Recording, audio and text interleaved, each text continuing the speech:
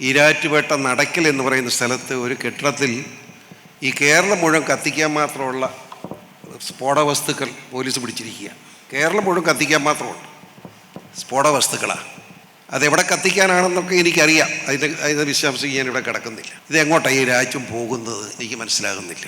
ഇന്ന് രാവിലെ വയനാട്ടിൽ 14 വയസ്സുള്ള ഒരു പെൺകുഞ്ഞും 41 വയസ്സുള്ള ഒരു തൈക്കളവനും കൂടെ ആത്മഹത്യ ചെയ്യുന്നിപ്പുണ്ട്. വയനാട്ടിൽ വനത്തിനകത്ത് നിൽക്കുക. പെൺകുട്ടിയുടെ പ്രായം 14, കിളവൻ്റെ പ്രായം 41. പോരെ 15 ദിവസമായിട്ട് ഈ രണ്ടുപേരെയും കാണാനില്ല. രാജ്യം മുഴുവൻ അന്വേഷിച്ച് ഇന്ന് രാവിലെ ഒരു 10 മണിയായപ്പോൾ വനത്തിനകത്ത് തൂങ്ങി നിൽപ്പുണ്ട്. ഈ 2 വിഷയവും ചർച്ച ചെയ്യപ്പെടേണ്ട പ്രശ്നമാണ്.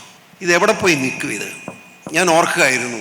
അപ്പോൾ ഇന്ന് പിതാവ് കൊറവങ്ങാട് പള്ളിയിൽ പ്രസംഗിച്ചു. നാർക്കോട്ടിക് ജിഹാദും ലവ് ജിഹാദും അപകടകരമാണ് മക്കളെ എന്ന് പറഞ്ഞു. എന്ത് പ്രപഞ്ചമായിരുന്നു കേരളത്തിൽ! കേരളം മുഴുവൻ കത്തിക്കുകയല്ലായിരുന്നു. അരമനയിലേക്ക് ആയിരങ്ങളാണ് ഈരാറ്റുപേട്ടയെന്ന് പ്രകടനമായി അരമനെ ആക്രമിക്കാൻ വന്നത്. നിങ്ങൾ പാലക്കാട് എനിക്കൊരു പരാതിയുണ്ട്. അവരാക്രമിക്കാൻ വന്നപ്പോൾ ഞാൻ അവിടെ ഒറ്റയ്ക്ക് വന്ന് ഇറങ്ങിയ ആളാണ്.